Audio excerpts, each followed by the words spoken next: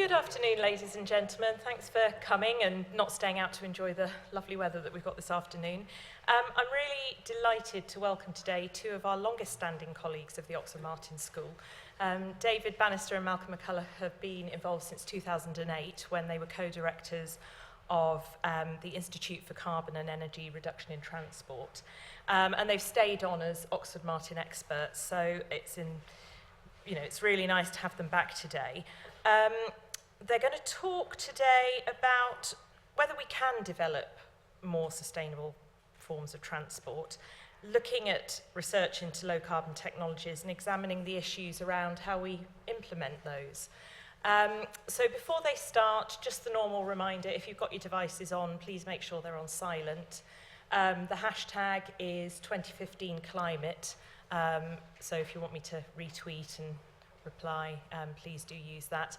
We are being live webcast today and filmed, so if you don't want to be on that, please don't ask a question at the end because we don't have a way of filtering that out.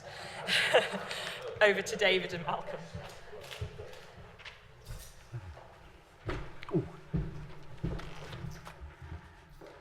Hi, I'm Bill, this is Ben, and we're going to box and cox around this. This hasn't been rehearsed, and you'll probably deduce at the end both, yes, it hasn't been rehearsed, and you may say, well, let's come back and rehearse it.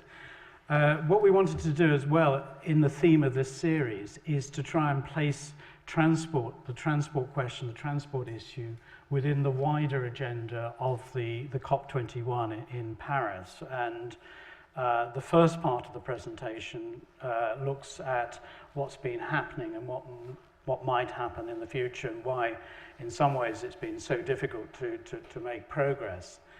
Then secondly, we want to concentrate on this electric dream part, and Malcom will talk about the potential for electric cars and what's happening there.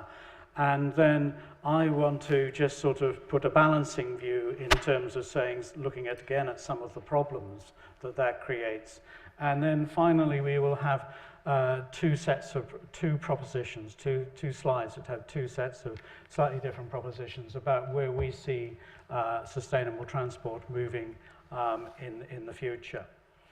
So I think it's well known that transport, we need transport. Transport brings enormous benefits to society. We require that in terms of the lifestyles we lead, the way in which the global economy has developed. Travel and trade is an essential part of the way in which we carry out our activities. And we also know that we have had substantial increases in the amounts of travel that have been undertaken as economies have risen and as income levels have risen as well. The graphic here, and I'm just trying to work out, I have one pointer, but there are about 5 screens. Right, there's it. Oh, here. So this timeline here from 1970 to 2000 is based on historic data from the International Energy Agency. And then beyond that, we can look at the expected development to 2050. There are many different estimates. This is the World Business Council for Sustainable Development's one, which suggests that in the transport sector from 2000, where it was about 5 gigatons of CO2 produced each year, the levels will increase to about 12. At the current time, we're 7.2. So we're roughly sort of around here on this curve, which fits in well with the data. And it also shows the distribution between road, air, and sea. The transport sector itself, again, as we know, is almost totally dependent on oil. It uses over 60% of global oil. In Europe, it's over 70%. And we also know that it's a major contributor to carbon dioxide emissions, accounting for about a quarter, about 20-25% of it all. Other sectors have decarbonised, but transport has continued to increase. And it should also be remembered that transport itself is a global business. It provides large numbers of jobs, it produces vehicles, but there are a huge number of people that have transport-related activities. So it is an important sector. But if we look at what has happened over the recent past, and here again, I apologize to the people at that end, there has been a lack of effective action. The two graphics here, the first is an EU 28 category. There's about 15% increase in transport emissions over 1990, which is often taken as a baseline period to 2012. So transport is this line which is above the horizontal line. So it has increased up to around 2007. It is declining now, but the net increase is around 15%. The lower graphic is the situation in this country from 1990 to 2013. Here we're roughly flatlining now, again rising slightly to 2007, and now just coming down below that level. It should be remembered, though, and I'll come back to this in a moment, that this relates to what is called the internal energy use within those different countries. So the EU 28 is talking about road travel, it's talking about rail travel, it's talking about water and aviation within the EU 28. Same with the UK, it's talking about energy use within the UK. It is not talking about the international dimensions. So the global picture then, as I said, is about 24%, yet transport is outside of the Framework Convention. It is not part of the debate. And we have tried. I was part of a delegation in 2009 that spent quite a lot of time at COP15 in Copenhagen, looking at trying to get transport established as a mechanism within the UNFCCC, arguing that it was a key sector, it accounted for a lot of carbon emissions, and asking the question, why isn't transport within that? The response we got was, yes, it's important, but we're trying to reduce the numbers of key sectors, not increase them. And I didn't find that, well, we all didn't find that a very meaningful discussion or meaningful debate. But we were told that was their answer, and we had to move on. So in our view, or in my view, that the emission of transport devalues the effectiveness and I think also the legitimacy of the whole process. The bottom here again, I've tried to just put in some global levels. In 2000, the global level is about just under about 0.73 tons of carbon dioxide per person. Globally, this is 2013, it's increased by about 16%. So the numbers are still going up globally. And these are the corresponding figures for different countries. The US being much higher, Europe being also much higher than the average, but other countries are increasing their emissions very rapidly. If we look at long distance travel, and this is outside of any sort of discussion, any sort of real agreement at the moment, even among the richer countries. So as I said, the overall figure was about 7.2, 7.5 gigatons. The 32 is the total emissions globally. What I've been mainly talking about is this figure. If we add the international maritime, which is very difficult to get data from, that adds another nearly 0.8 of a gigaton. And aviation, which is even harder to get information from, there's another 1.2 gigatons. This is international travel. So this is all the freight that's moving around the world by boat. This is all the travel that people undertake for both business and leisure purposes. But if you read the quote there, it gives an explanation, quite a cynical view, I think, of why and how that both the IMO, the International Maritime Organization, and ICAO, the main aviation organization, they talk the talk, but they don't really come up with any ways of reducing their carbon emissions. And finally, in this introduction, is this figure that we worked on with the European Environment Agency, again about 4 or 5 years ago. The top part of the graphic shows the greenhouse gas emissions from the EU 27 as it was then, and there has been some slight decline. The target levels set within the EU are for both looking at 60% and 80%. Transport emissions down here at the bottom are growing at just over 1% per year. So one possible future is that, that the transport emissions within the within Europe and the wider EFTA within the EEA area will account for, or may account for, all the emissions if we're going to hit our 60% or our 80% target. And if we look outside of Europe, we find the position that in the Asian countries, or some of the larger Asian countries, we're talking about a 10% increase in carbon each year. And these are the countries where people are acquiring cars and trucks and things. There are nearly 500 million vehicles in these major Asian countries, and this is expected to double. So what I tried to sketch out is 2 or 3 things. One is that transport has proved very difficult in terms of trying to reduce levels of carbon emission. And it's been argued that it's expensive, which it probably is, but that doesn't mean to say that it shouldn't be addressing those issues. In certain parts of the world, it's growing very rapidly. In others, it's stabilizing, but it's not being reduced. And also, transport is outside of the main UN mechanism which discusses climate change. So in COP21 in December in Paris, transport would be there as a fringe issue. It would not be there and discussed as a main issue. And every time they have a COP meeting, someone actually estimates the carbon costs of all the people that actually travel to COP to actually point out to them the futility of not including transport within that, arena. So having said that, a lot of people now are talking about electric vehicles as being one way forward. And I think now let us turn our attention there to see if that's going to happen or not. Right, so electric vehicles have been around for a while. It's a good point just to talk to the person next to you and to say, when do you think the first electric vehicle existed? And it's a model of an electric vehicle. Turn to the person next to you. When do you think is the first time you saw an electric vehicle? I'm using the word vehicle in a very broad sense.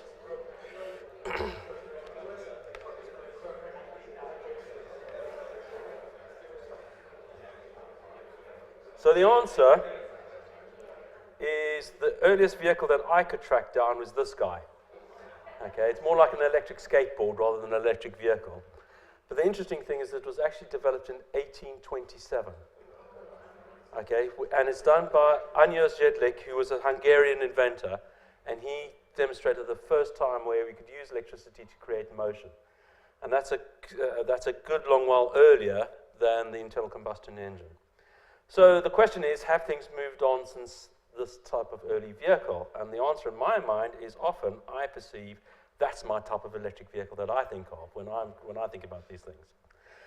And so we got some interesting questions because this milk float that we use as an idea of what a conventional electric vehicle looks like, we normally think of as slow, sluggish, doesn't go very far, and has a huge amount of batteries just to make it go a short distance. So I thought I'd just spend a little while just to address some of those issues, to say how fast do you think electric vehicles go? How far can they go in 24 hours, because recharging is seen as a big issue? And what's the best fuel consumption that we can do?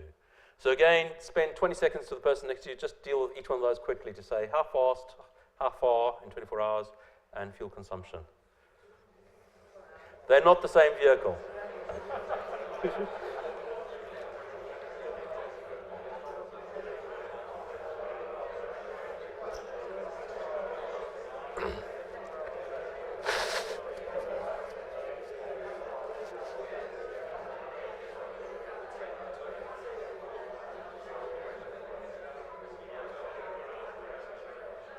Right, so the answer is, I'm not going to tell you just yet. You're going to have to listen and wait. Okay. So what I'm going to do, first of all, is just talk a little bit about what actually goes into an electric vehicle. And I thought it would be worthwhile starting off with a conventional vehicle. So we have 4 tires, which gives us traction, which allows us to go. We have a transmission system called the gearbox for those who are less technical. And we have the internal combustion engine, or the petrol engine, or diesel engine, which actually converts the fuel and gives us traction. So that's what a conventional internal combustion engine looks like. If you look at electric vehicle layout, it's slightly more complex, and that is we have an energy storage system, and that is typically using its batteries, and as we know, that's a high cost component. We then have to condition the power, so we've got to convert from DC to AC, and we have to change the voltage level, so there's a power conditioning component. We then have to have an electric motor, which actually converts the electricity into a rotational mode of energy, and then we go through a conventional transmission system and back to the tires. So we can see that it's a slightly more complex, and one of the big issues is to say, as we know, is the big issues around battery cost. So what are the futures of battery cost? So when David and I were running iCert, we wrote a paper, which is about 4 years ago now, which said that actually one of the big hindrances to electric vehicles was going to be the cost of batteries. And at that stage, we're looking, if you take a unit of energy as a kilowatt hour, so for those of the non-technical view, is if you get charged a number of units in your electric bill, each unit is 1 kilowatt hour. So that gives you an idea of what we're looking at. For a battery, it was looking around about $1,000 per kilowatt hour of capital cost. And that was seen as prohibitive about 4 years ago in terms of delivering of electric vehicles. So an interesting paper came out earlier on this year, and we like it because they quote our paper. And this was basically looking at what is the projection and how do battery costs change over time. Now, if you look carefully, you can see the crosses and the dots are basically, those are publications in the literature, and you can see how they were actually changed with time. And if you look at about 4 or 5 years ago, you're looking around about, if you look at the blue hashed line, you can see, let's see if I can actually bring this up with a little cursor up. Sorry. Yeah, there we go. So if you have a look down there, that line there is basically what the mean was of all the conventional literature. If you look about 4 or 5 years ago, you're looking at about $1,000 per kilowatt is what you're looking at now. And if you look at the literature now, they're looking at something round about the $600 is what the best literature says is actually out there. However, and this is the interesting one, is that this is the literature, and this is technical literature, reviewed literature. Commercially, there's a very different story going on. And what's interesting is that what this guy did, Nyquist and Nielsen did, and they're both from Sweden, they looked at the prices of vehicles, of electric vehicles, and they looked at the difference between models of vehicles. So they looked at, say, a 60 kilowatt hour and an 85 kilowatt hour Tesla motor, and they said, okay, if that difference is there, what is the price difference that you're giving there? And that actually gives you a much better idea of what the true underlying battery costs are. And lo and behold, they're a lot lower. And what's interesting is they've really been decreasing in the last while. So let me see if I can actually bring it up. There we go. And that's this green line here. So we can see actually real battery costs are a lot lower than we're anticipating, which I think is great news. If you look at this red line down the bottom there, that red horizontal or orange horizontal line down the bottom here, that there is the line which, if oil was dirt cheap, it means that electric vehicles would compete with conventional vehicles. So if we could get batteries to about $150, we'd be absolutely fine. If you're looking at oil at something like $100 a barrel or to $120 a barrel, something like $250 is what we're going to be needing for electric vehicles to be commercially competitive with oil. And what we're seeing is actually we're getting very close to that. And what we're seeing is that by about 2017, 2018, it's predicted to get to about $230 per kilowatt hour, which is about 4 times less than we predicted the price would be just 4 years ago. So this is a good news story. So we're saying that actually battery costs are coming down dramatically, which will enable us to go to the next stage of producing a vehicle. Now, if you go back to my figure that I had earlier on, which is this guy here, that was the energy storage. The next key component that we need is electric motors. And there's been a gentle revolution in electric motors over the last few years, and we've been partaking in part of that revolution. So what we have here is a motor which weighs something like 24 kilograms and produces something like 80 to 100 kilowatts of power output. Now, 10 years ago, that same motor would have weighed over 120 kilograms. So we've knocked off over 100 kilograms of that motor, okay, which is quite substantial. And that now enables us to actually go and produce something a little bit more exciting. And this brings us to our first question: how fast? Those motors actually go into that vehicle there, which is a vehicle that's done by Lord Drayson. And I just want to quickly see with a little bit of magic I should be able to show you this. Let's go back to the beginning.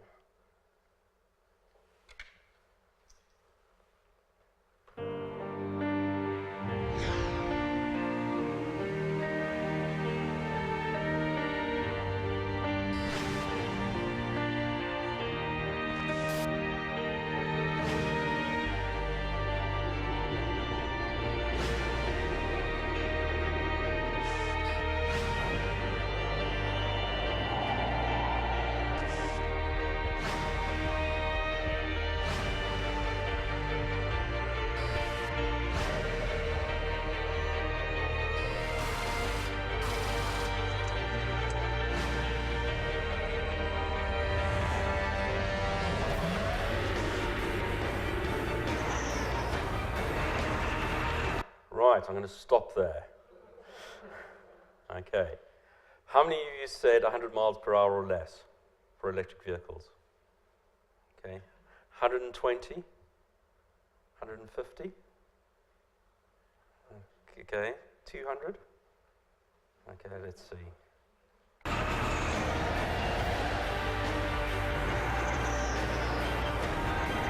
So there goes 150. There goes 200.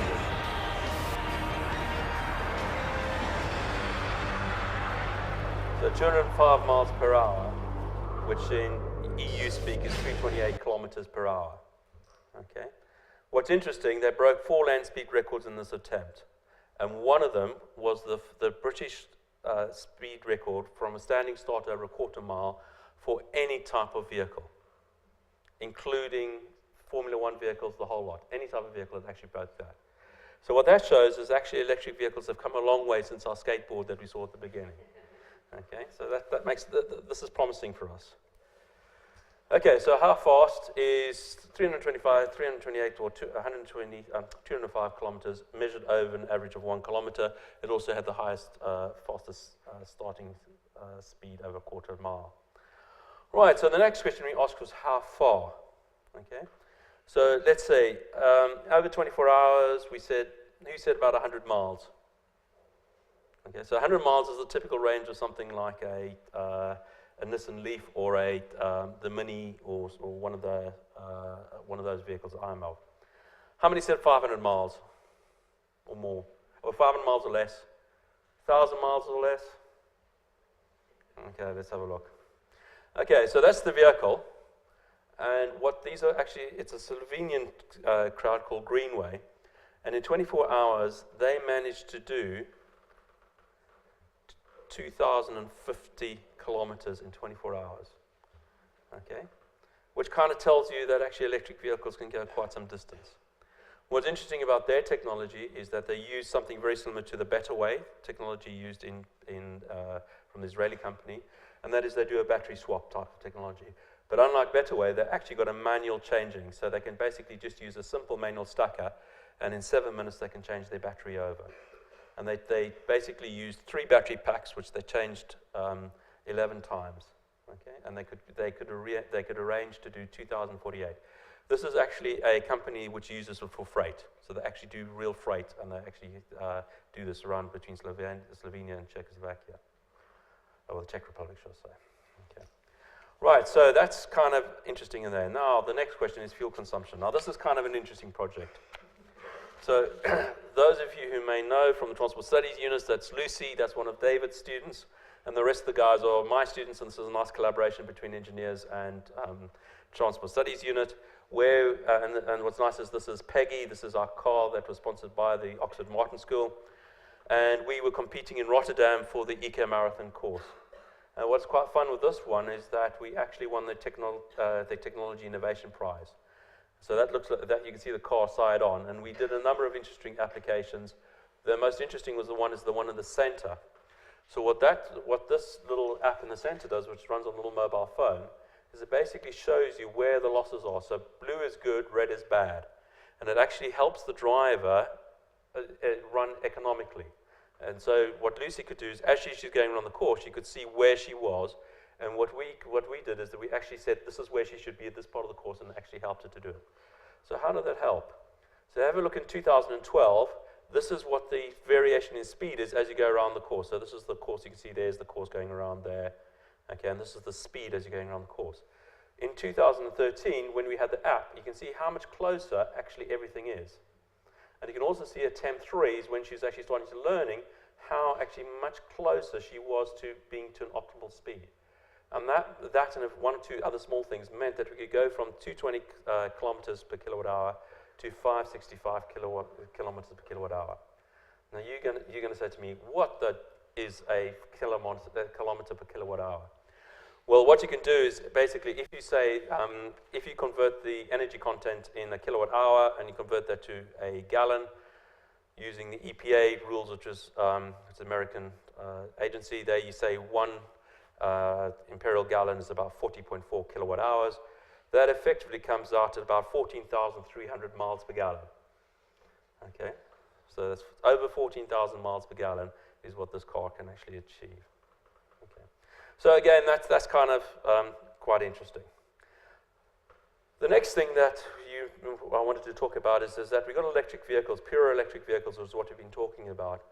But actually, what's been more interesting in the recent time is looking at hybrid vehicles, and a particular variation has been the series hybrid. And in this case here, we can see the train's getting a bit more tricky. We can see we had our energy storage, our power conditioning, electric motor and transmission, as we had from the electric vehicle. But we now have the internal combustion engine, and normally that's a fairly small one, with a generator, and that allows us to top up the battery as we're going along. Okay, and so what this allows us to do is to have the range and the performance of a conventional vehicle with the speed and acceleration of an electric vehicle. And a typical example of that is this vehicle, which is the McLaren P1. So those of you who are petrol heads might have known the Bugatti Veyron. Okay, so the Bugatti Veyron is a 1,000 horsepower pure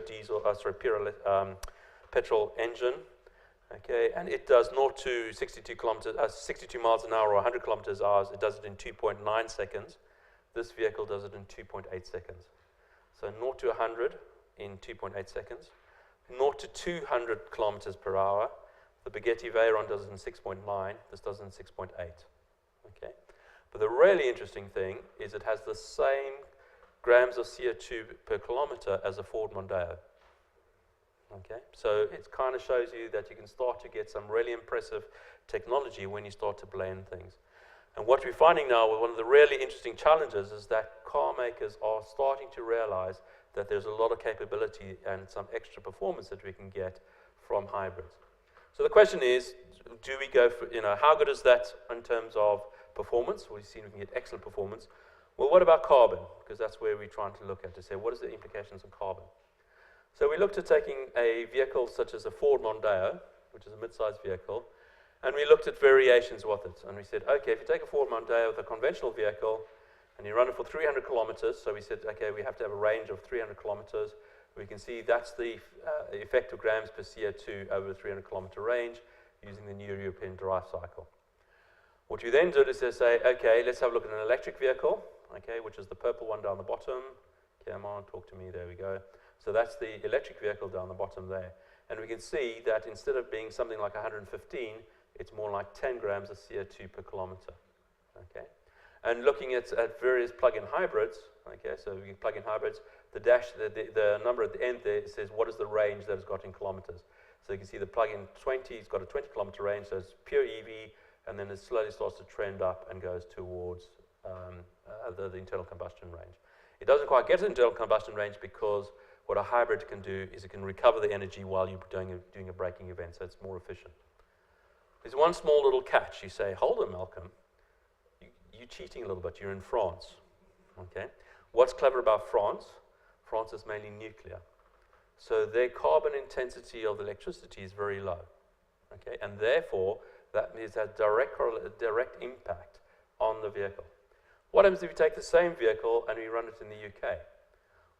Oopsie, it jumps up a little bit, okay? Because our carbon intensity is, we don't run a large nuclear fleet, we run quite a lot of gas, and so we can see it jumps up from about 10 to just under 80, okay? And again, we can see what happens with the trend lines there.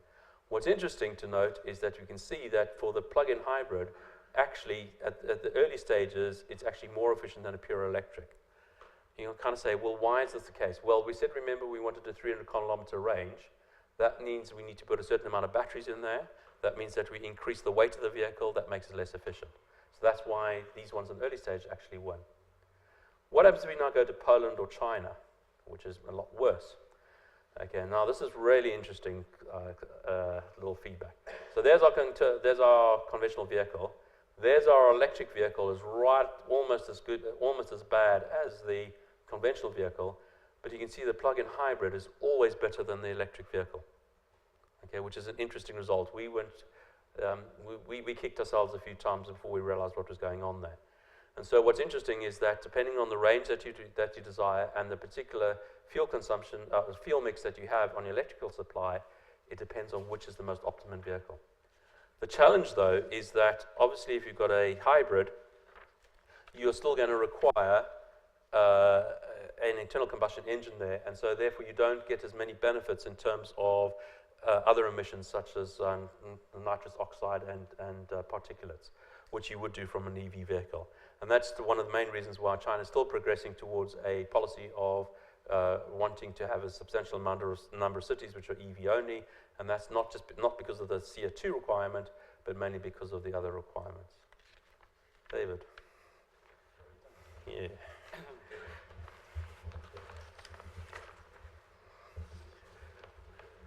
Well, there you have it. I mean, you're all going to go out now and buy an electric vehicle. You can either buy the Mark I electric vehicle, which you saw in Malcolm's first slide, or you can buy something a bit more sophisticated that can travel about 205 miles per hour. Not very good for your shopping, but okay if you're on a racetrack and things. What I wanted to do now was just to try and bring some of this together and talk a little bit about some of the problems, because as we see it, there's, and Malcolm's talked very eloquently about some of the technical issues and some of the advances that have been made. When we're talking about new technology, it's not just the technology. And this is why I think we work quite well together, because where I come from there's the socio-economic side of it as well and the politics of it. So it's not just having something that you think is going to be great, works well, it's being able to sell that product to the market. And why are there problems? Why does it seem that in reality that it's, the take-up has not been as good as one might expect? This is about a Mark IV electric vehicle, which is quite popular in America in just before the First World War. But what I'm trying to do here is to, and we've covered, or Malcolm's covered some of these, is to list 10 points. So these are sort of questions that people often raise when you talk about electric vehicles to them. Firstly, there's a sort of concern over reliability. That often they've had not such a good press, particularly the early variants on electric vehicles. So one part of the story must be ways in which we can actually begin to sell a much better message to the general public. And I think that relates both to issues of reliability, but it also relates to the types of vehicle, which I'll show you in a moment, which are now available. The range, I don't think Malcolm sorted that problem, under certain conditions maybe, but there is a huge amount of anxiety among people who use electric vehicles. If you put the air conditioning on, or if you put any sort of heating on, this tells you that your range has just immediately gone down from 100 kilometers down to 10 or something like that. Hybrid vehicles offer you some way in between that, but often these are running on petrol and not on the electric motors. Then thirdly, there's the issue of the recharging infrastructure, the time, the costs, and also who pays for it. So there's a sort of chicken and egg problem here, that you won't get widespread take-up unless you've got the supporting infrastructure that is going to work for that. And this is why in China that they've actually tried to combine those. This is why, again, as I'll show you in Paris, that Bolloré has actually moved in this direction to provide the wherewithal to recharge the vehicle.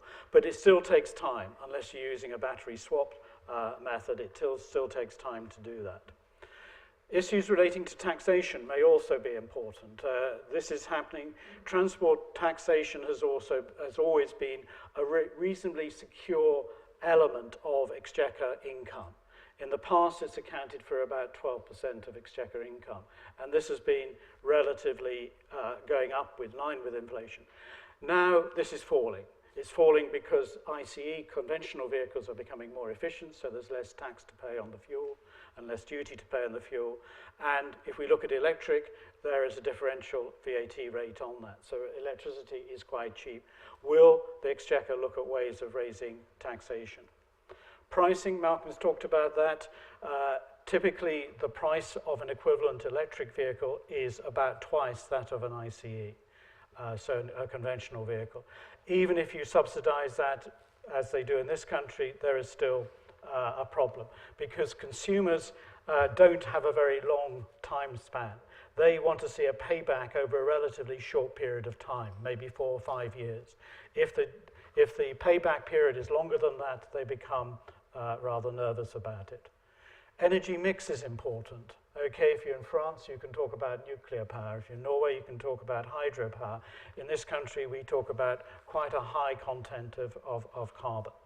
And so, in some ways, if we're looking at carbon, the electric vehicle is about as efficient, maybe slightly more efficient, as we saw in the slides, to a really efficient conventional vehicle. Battery life is an issue, both in terms of the numbers of recharges that you can use it for, also the depletion of the battery over its life, that it doesn't store as much energy, and there are concerns about disposal of batteries at end of life. But I think the three probably quite important problems are the last three here.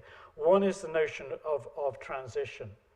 And I think here perhaps is, and maybe you guys are the same or maybe different, that basically we're low risk takers. We don't like taking high risks. And there is a certain amount of inertia.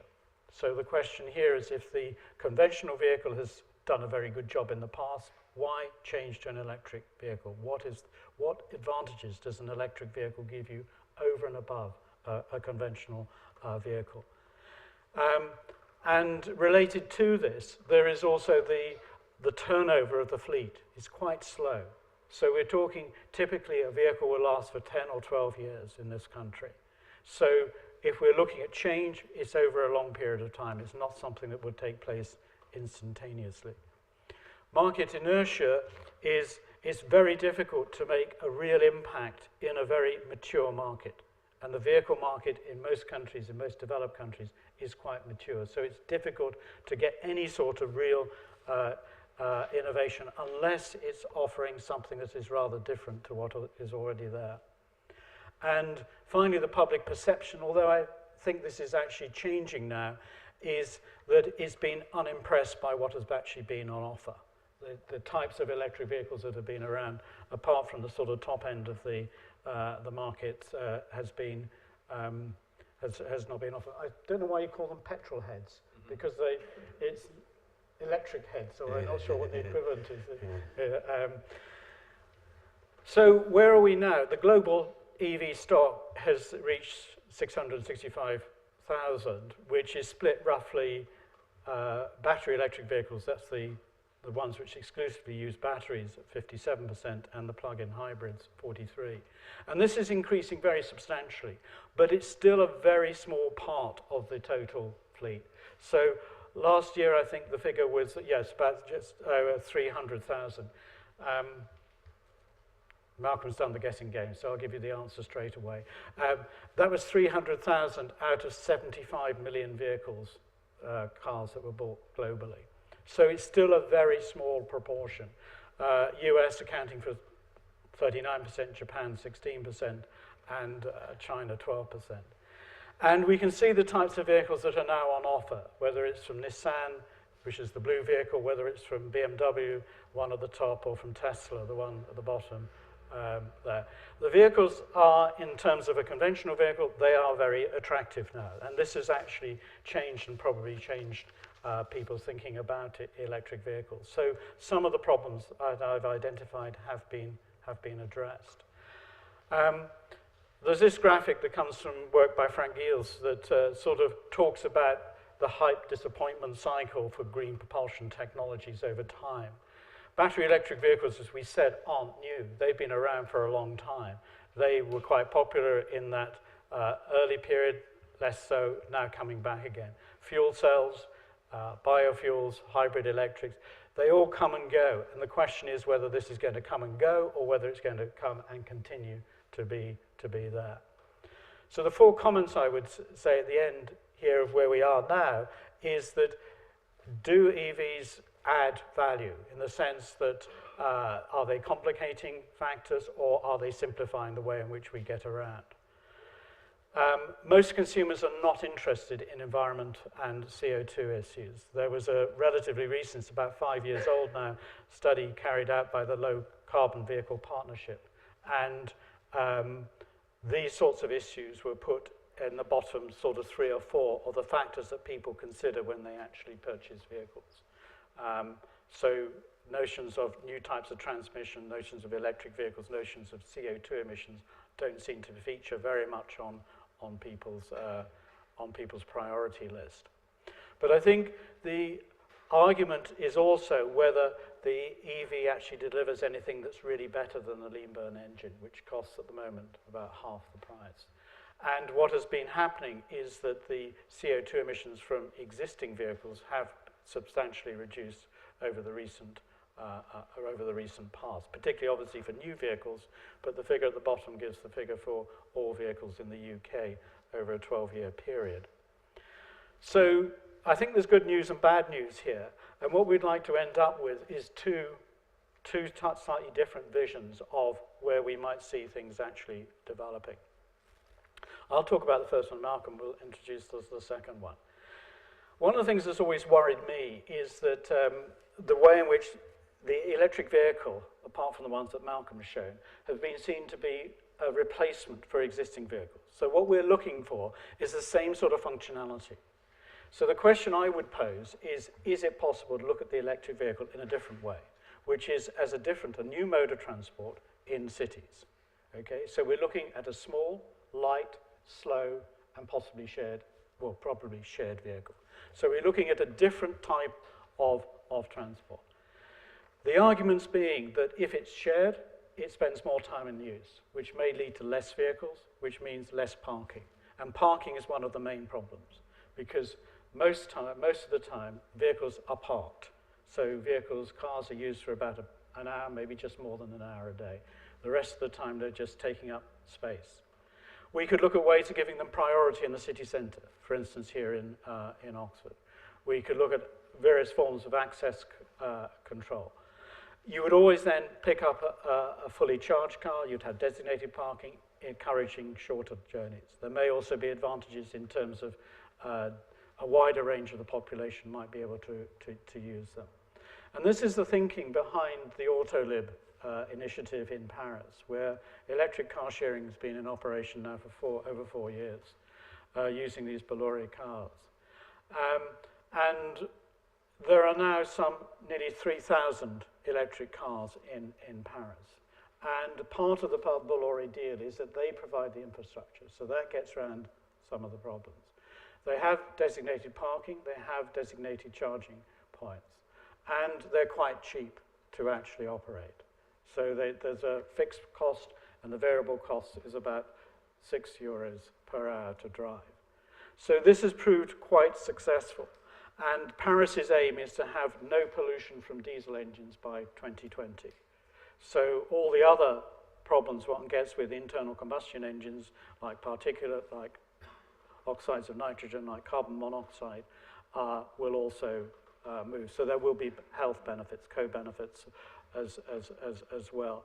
So it seems that there are different models, and the way in which Paris is thinking is innovative, and it will be likely that that same type of scheme will now be introduced in London, or is now being introduced there.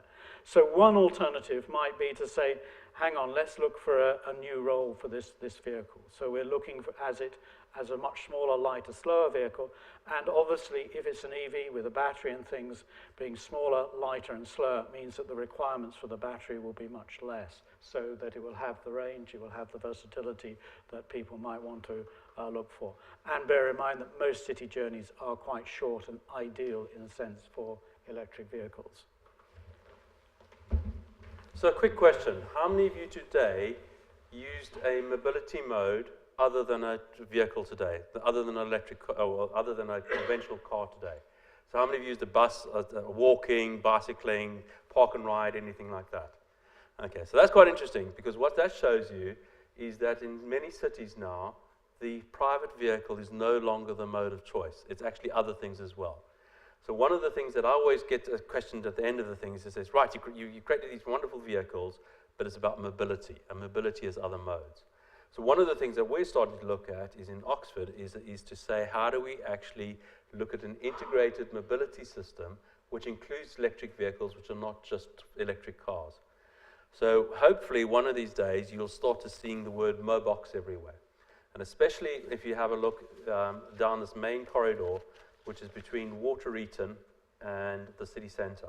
Okay, so from Watereton down to the city centre. As you know, up there in Watereton and Kidlington is the new train station is going in. We're looking at creating a new mobility hub that's sitting up there. And what we're starting to look at is to say, can we use other modes of transport other than the car to come into the city centre? And what we're trying to do is to actually create a living laboratory where we can test various different options, speak to actual real users, see what they like and don't like, and adapt on the fly, so that we can say what is the right value proposition that we can create for people. We're also trying to say is how do we create a mobility system where all the partners can actually get some value in it, because there's often things like high precision measurements or location systems which are used to provide for the whole system. How does that partner gain some value out of the whole system? So what you'll start to see is new mobility hubs. We're going to have the first double-decker buses in the UK going to be coming along that route. We're going to have electric vehicle hires. We're going to have e-bikes, e-trikes. We're going to have we're going to have shop and drop, which means that in the city, when you've done your shopping, you can drop it off at the city centre, and an electric cargo carrier will take it up to the park and ride for you. So you can go and then spend some time in the restaurant and then go and take the bus or your bike, and you don't have to carry your shopping with you. We're also looking at how do we optimize the traffic flow to improve the flow of the buses and emergency vehicles. And we're looking at a whole wide range of location-based services to enrich the experience for you. And one of the things that we want to do is to try and create a one-stop shop in terms of a mobility platform where you can access all these services from one particular app, and that we can start to learn from how people actually use it and start to improve the service. And one of the key things that we think that really helps a lot of people is to say that when they're traveling in public transport, they want to use that time productively. So we're looking to say, how do we actually provide a proper Wi-Fi down that whole corridor so that you can actually work productively as you're going down that corridor. So hopefully we'll start to see something which goes just beyond the electric vehicle, or shall I say the electric motor car, and start to bring in a wide range of electric mobility options, which hopefully will transform Oxford. Thank you very much.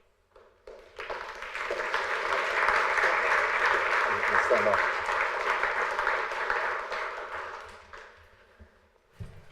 Okay, so we've got time for questions. If you could wait for the microphone to arrive before you ask, because this is being webcast and filmed. Yeah, we'll start over there. Thank you very much for a very impressive presentation. I should like to say I came here on an electric vehicle myself, actually, on an electric bicycle. So you have adherents already in Oxford. So I think the key question surely is on battery costs, as you said already, and how credible is it for these costs to continue to fall towards this $150 nirvana? And can one crudely extrapolate the past, and how exactly can costs get down to that level? Okay. So there's a short answer and there's a long answer. The short answer is, if you just go back to that graph, sorry, it's coming there, that one there. There's a thing called a learning rate, which basically says what is the decrease in cost for every time you double the installation of that particular technology. Okay, and the learning rate if you look at the learning rate along the blue curve, that's about 14%. But remember, we said that's actually imperfect data. Okay, so that because the problem is that people don't release commercial data. If you look along the green curve, okay, the learning rate, the real learning rate at the moment is 8%. Okay, so that means for every doubling of capacity, the price is coming down by 8%. And this is through improvements in production facilities, improvements in anodes and cathodes and the chemistry. There are also quite a lot of exciting chemistries that are coming down the line, which will start to decrease that. So I'm reasonably confident that we'll be sitting between 5 and 10% of learning rate over the next 5 to 10 years, because there's a lot of work that's going into the space. And how fast is capacity going to grow? Well, you saw already that, what was it, that's David's slide right at the end there. We saw that capacity in,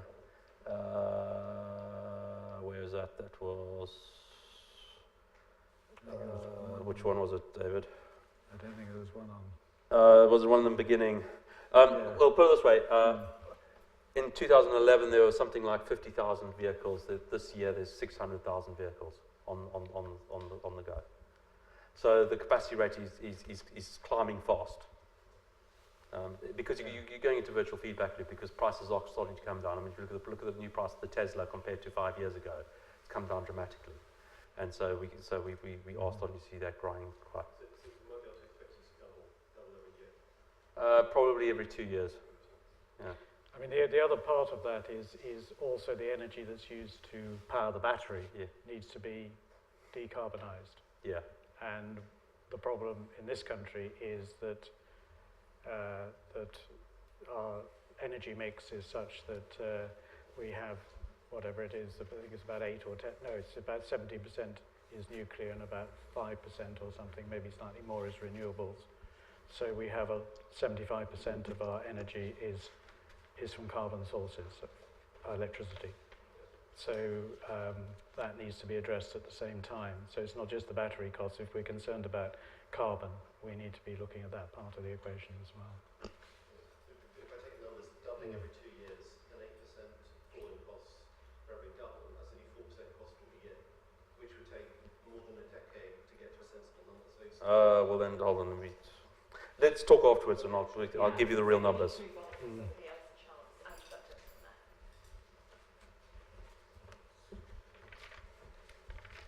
Thank you. I'm very interested in the graphs comparing plug-in hybrid vehicles, electric vehicles. I'm not sure if you're aware of the work of Anders Stroman at NTNU, looking at exactly this in production models. The one question I had was about the carbon and energy cost of manufacturing the batteries themselves. If you buy a battery from BYD in China, one of the biggest battery manufacturers, supplied by coal-fired electricity at the moment, then the carbon composition of that battery and its lifetime is still a very large overall component of the total footprint of the vehicle. So my question is, when should we adopt batteries if at the moment they're being produced by very carbon-intensive electricity? So there's actually some interesting work done up the road by Brooks, where they're looking exactly at this issue. And if I remember correctly, and it's going to be a while, is that if you look at something like a Nissan Leaf or a Tesla, it's only the battery accounts for about 35% of the embedded carbon. So it's not a substantial part. Yes, if you go to BYD, that's a whole different ballgame. But if you look at places like Nissan, they're using a lot cleaner energy to do it. What we're also finding is that energy costs are climbing. So there's a lot of push to actually try and decrease the energy required in that. There's also a lot of push to say, how do we second-use batteries and extend their lifetime, and also reduce the net carbon footprint. So there's a lot of work. I mean, this is a topic that has a lot of efforts being going into trying to address.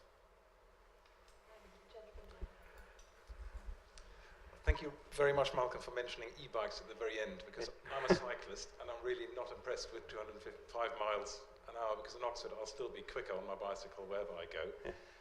But it made me think, as nice as it is for people in North Oxford to have e-bikes, do they not play a really important role in that transition from bicycles to cars the world over? And I'm thinking of David looking at sort of global emissions. Could e-bikes play a role in maybe getting people to move from a bicycle up to an e-bike rather than a car, as opposed to getting people out of cars down to an electric vehicle? Because the one really transformative moment I had lately was when I started on my bike thinking I was fast and was overtaken by an elderly lady on an electric bike. I think, okay, so here I just got in front of me an interesting stat. In China, there are 230 million e-bikes. Okay, so e-bikes are quite substantial. There's a big market in this space. My immediate thought is to say yes, and one of the interesting things that we're looking at is that the problem with bikes is, the e-bikes or otherwise, is that you've got weather problems. Or it makes it, you know, if you look at when it's raining, you know, the number of bikes decreases and the number of vehicles increases. So one of our partners is actually looking at a weatherproofed e-bike to actually put on trial on this route. You've got to remember this is the trial, and the idea behind this trial is to say, if it works, is to rapidly roll it out, not only in this city, but actually elsewhere as well. So yeah, I think e-bikes are absolutely spot on. They are extremely useful. They are a bridge along the way. You know, if you can deal with the issue about weatherproofing, that will make a big difference. I think, I mean, also, I mean, you mentioned 230 million e-bikes in China. A lot of them are very inefficient. They're all lead-acid batteries, really heavy, and they don't perform like modern e-bikes would. The other problem there, I mean, is the capacity of the network to handle the different modes of transport, because e-bikes don't mix that well with normal bikes, and e-bikes don't mix that well with cars. So you've got, in a sense, an intermediate mode that requires a different infrastructure, perhaps, and that is an issue, certainly in China, because of increasing concerns over safety, because some of these e-bikes, the more modern ones, are traveling at 25, 30 even kilometers an hour, so that they're going probably faster than much of the traffic is as well, and some of the more congested roads and things. So there is a whole set of issues there that relates not just to the technology, but to issues around safety and things. I think in the Netherlands and other places that they have actually begun to address this, and also in Denmark, to have separate sort of, I don't know, that's Boris's word, super highways or super bikeways to segregate add. But an interesting idea might be that you have you have different lanes in wider cycle routes that allow people to travel at different speeds. So you can move if you want to go faster, i.e. you put your booster on or something like that, so you go into the fast lane, and in the slower lane you would be doing your normal pedaling, so you wouldn't feel so bad when you're being overtaken by your grandmother.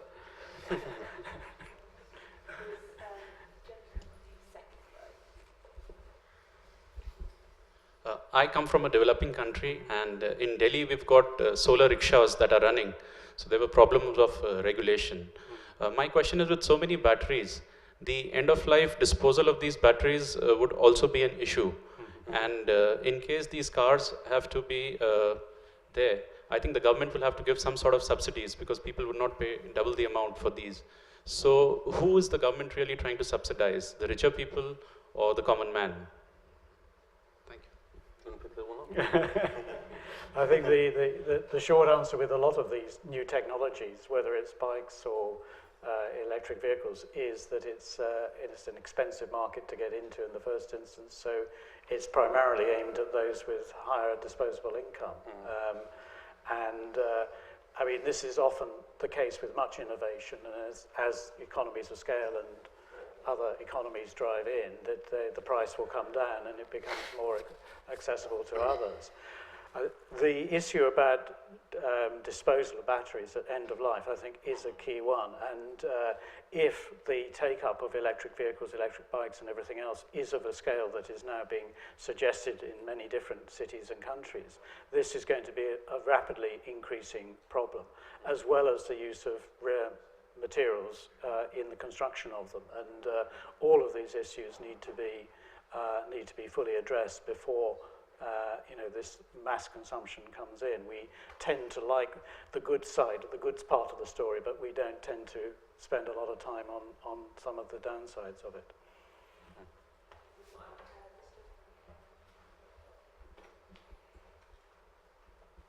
Hi there. I've got a small question for Malcolm. I was surprised that you described an EV, particularly a battery EV, as being more complex than an ICE. I mean, surely if you conceptualize it in terms of moving parts, it's already a great deal more simpler than an ICE. It is. Okay, at one level it is.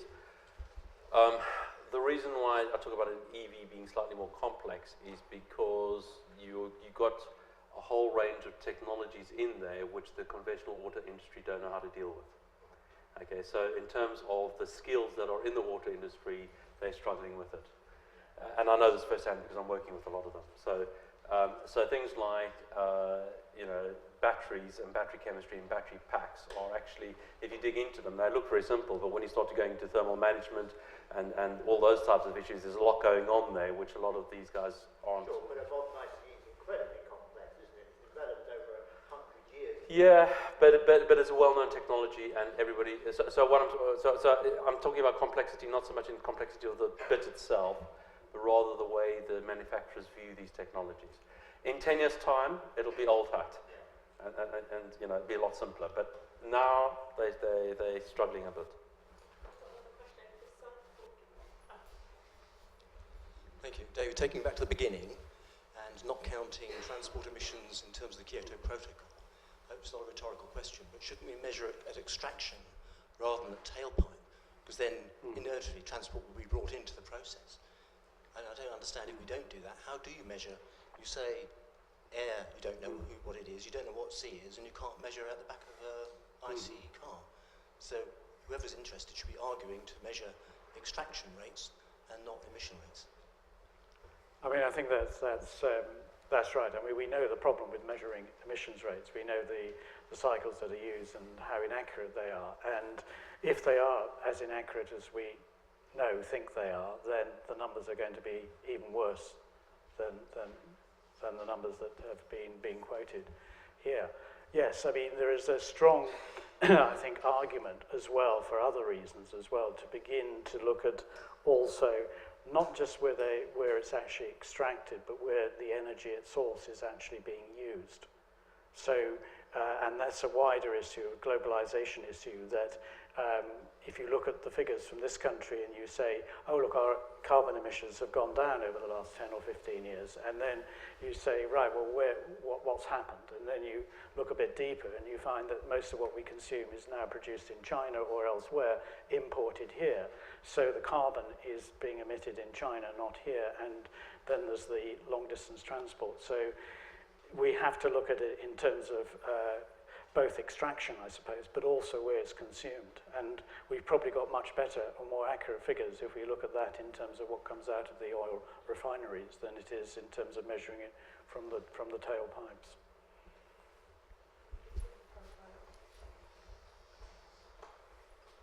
Thanks.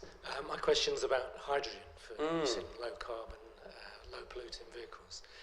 In Swindon, you've got electrolyser producing hydrogen from water, going into converted Ford Transits, diesel engines converted to run on hydrogen. It's very easy, seems very acceptable. Gets around a lot of your 10 points of potential problem areas. Can I tempt you to express a view on that? Right. So I got into the space working on the first hydrogen sports car. So hydrogen is kind of like a fondness in me. There's only one small challenge to hydrogen in that story, actually carrying the damn stuff. At the moment, the best you can do is looking at, they were looking at metal hydrides and doing that, and it turned out to be one-shot processes. And so the long term, the only way that we can look at carrying hydrogen at the moment is looking at compressed gas at 700 bar. That gives challenges of the tank design because the tanks take a while. After a while, the hydrogen gets into the tank walls, and you've got problems with that. But then you look at your volumetric density of energy, and it's quite small. So that's the real problem around hydrogen. You need a large volume to carry the hydrogen around. I call this hydrogen a zombie technology. It refuses to die. It keeps on going. One of the interesting little variants that I know people are starting to work around now is to look at ammonia and using nitrogen with the 3 hydrogens as a carrier, because you get much higher densities there, and you can actually electrolyze that relatively quickly to get back to hydrogen. So I'm not saying it's a dead end, but I'm saying it's something that it's not a silver bullet at this stage. Yeah, just have a short question about the car sharing system in Paris. Is it subsidized by the government or by the city of Paris, or is the company who's producing the cars exclusively paying for the infrastructure, stuff like this? As I understand it, there's a small subsidy, but primarily Bolloré are taking the risk. And I mean, they've got tie-in, obviously, in terms of the space being given for parking and that sort of thing, but they are providing a package, as it were. So the vehicles, the recharging stations, which you pay for the use of the vehicle, and that's included in the price, as I understand it.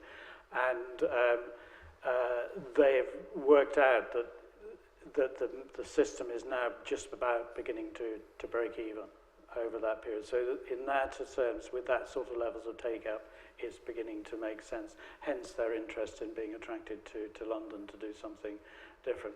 But I think the whole concept there is, and this relates more broadly to the EV debate, is the question of scalability.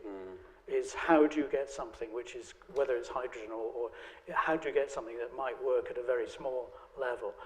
It's something that then becomes common practice, because that's when you reach those sort of thresholds, trigger points, where something both interesting and something fairly dynamic happens, and that becomes a game changer. But if most of these sort of sharing schemes are quite small at the moment, so it's really working out where the thresholds might be. And this is quite complex with the EV technology, because it's just not just the numbers of vehicles, it's also the numbers of recharging points and the numbers of people who might be engaged with it. In Paris, I understand they're also experimenting, I think it's called Mobizon or something, in a similar electric vehicle scheme in the suburbs. And that's had a very substantial impact, because that has actually been most effective in people that didn't have very good levels of access before, because one of the arguments is are these car sharing schemes taking passengers away from buses and from other forms of collective transport, or is it people who used to drive cars? One of the arguments is that, or one of the suggests that EVs are a second vehicle in a household if you buy one, not the first one. So, but in the Paris suburbs, it was people who didn't have very good levels of access by any form of transport that are using it, and it's mainly been used for leisure purposes rather than for anything else. So it's used at weekends and things to go out or come into the city centre. So I think there's a sort of different model evolving in the city centre as compared with the suburbs.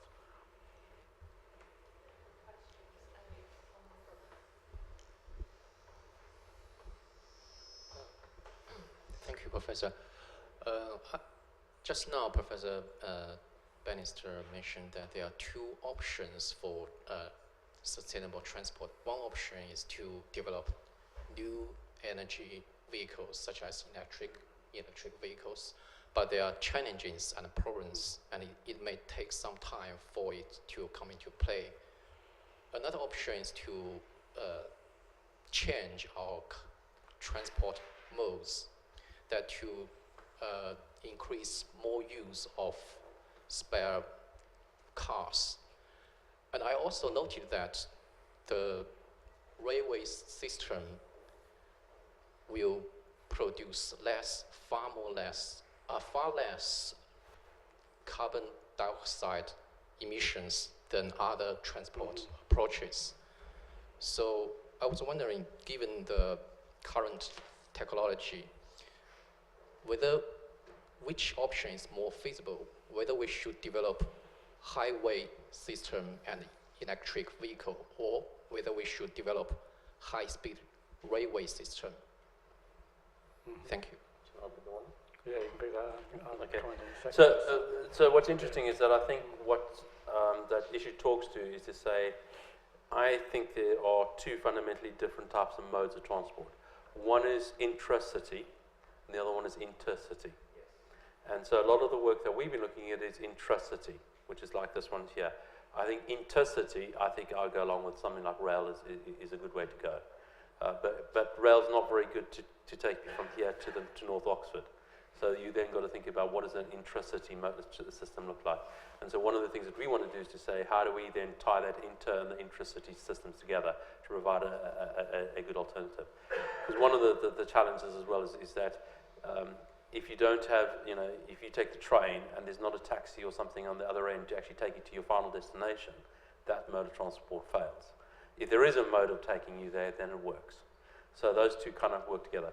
my honest view is long distance travel, train, short distance travel. These other modes need to come into play. Okay.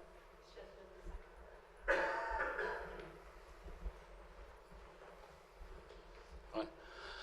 I have a friend who has a kind of the latest Tesla, a very smart machine. Took me on a ride one day recently, and it was all quite exciting, particularly the acceleration. And that lives in his garage next to his wife's earlier Tesla. And the two are plugged in to put solar panels on the roof. So it's a very splendid arrangement, certainly for local purposes. But when we got talking about it, I quizzed him a bit about how about a complicated journey across Europe or something like that. Where would you find his fuel? How would you find his fuel? How long would it take him to fuel up? You can't just plug it. So how do you get around that problem? Refueling it's the same question as the previous one. Yes. To me, those are two different modes of transport. So to me, I think what you've got to start thinking about is to say that your long distance travel, you now have long distance modes of travel which are different from your local travel. So I would consider something like the Tesla or the Nissan Leaf to be the intracity mode of transport. And your long distance travel, you then go to another form of transport, which is, say, typically a train or whatever. Now, the challenge is to make sure that when you do the long distance travel, you can do the short distance travel at the other side at easy convenience. So you don't feel put out of actually getting to the other end and say, okay, now how do I get to, my friend's place, a couple of miles away, whatever. So it's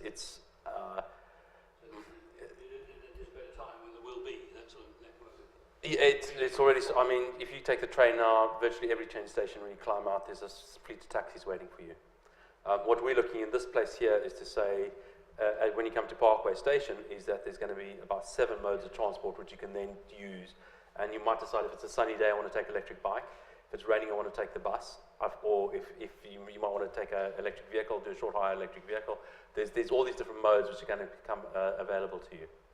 So I think the challenge is to have a slightly different mindset, and because of the problem at the moment is most cars are bought on the family going off to Devon with 5 kids and lots of luggage and everything, which happens once a year, and most of the trips are actually short haul trips. Yeah. Okay, so we've got 2 more questions at the back and then.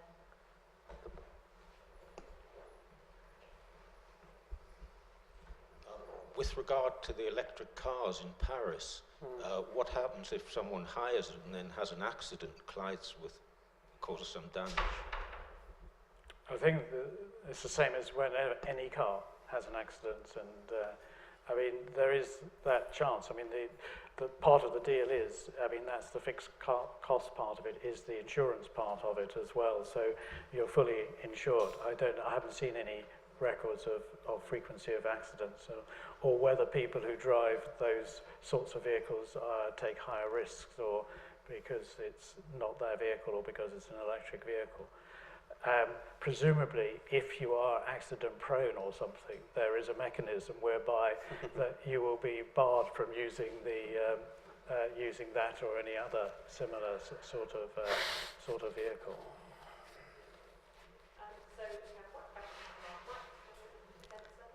Yeah, sorry. So just to pick up what you were saying before, is that you can only use a train to go long distance if the infrastructure is at the end to be able to get you there. So I'm from rural Devon. There isn't the infrastructure to get there. So who should we be lobbying to get the infrastructure there in the first place? So rural England is actually one of the big challenges, and really is a big challenge. Anyway, yeah. and my view is that you then go down the things like a plug-in hybrid or something like that, which gives you an alternative way of managing those types of scenarios. And you look, I've got a Nissan Leaf and it can do 100 miles quite happily in that, and it takes me about 4 hours to charge, to do complete charge. So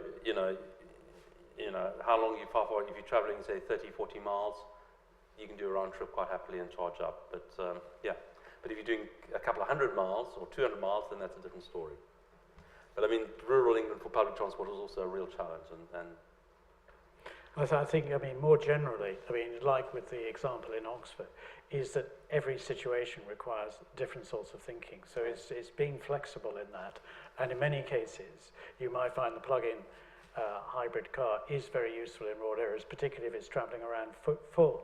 It's probably a very efficient way of actually getting around in terms of both the amount of fuel it's using and also the amount of carbon being emitted. So it's being able to think a little bit more flexibly about, and that I think is one of the main messages about, let's think of the EV not just as a replacement technology. That may be a very small part of it, but the way in which it can be much more creatively used as part of a transport system that's going to allow a whole range of different modes of transport, many of which will have some form of electric assist to them.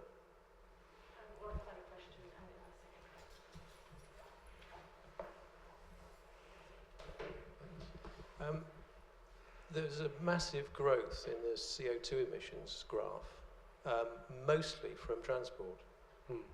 But you haven't talked about commercial vehicles at all. What do they contribute, and have they got easier or more difficult issues to address? And actually, do they contribute more, in which case they should be the ones being addressed, rather than this complicated one of people's personal choices of vehicle? They don't contribute more. They contribute a substantial amount.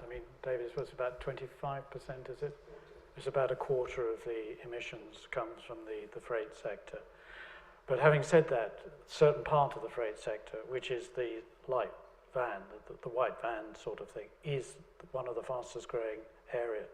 They do have the similar sorts of targets. There are EU targets that have been set for passenger vehicles and for light vehicles, vans and small trucks and things like that.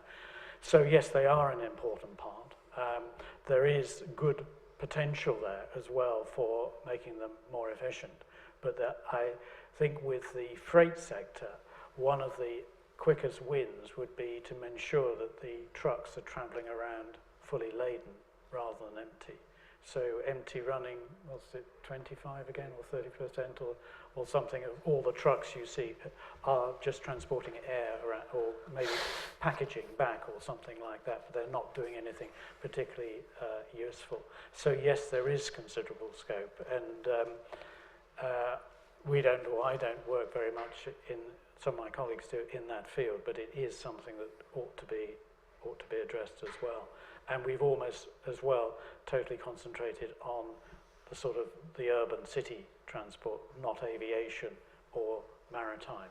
Maritime, there are huge potentials for actually running large vessels on cleaner fuels using wind and various other forms of assist, much more efficient turbine engines and other sorts of even electric engines there.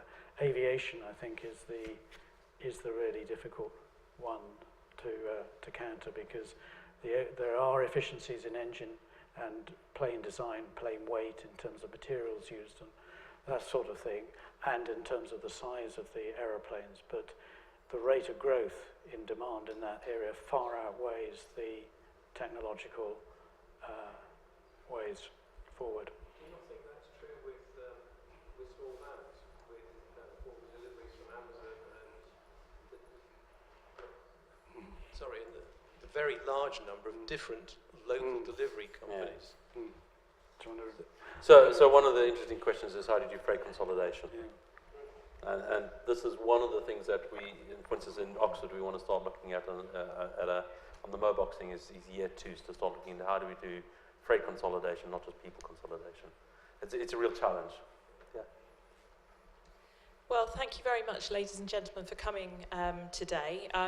Before we thank our speakers, could I just urge you all, if you haven't been to an Oxford Martin School event before, and I think I see some new faces, please do check our website, because we have lots of great events coming up, and we have a mailing list that means you can get all the details straight to your inbox and not miss anything.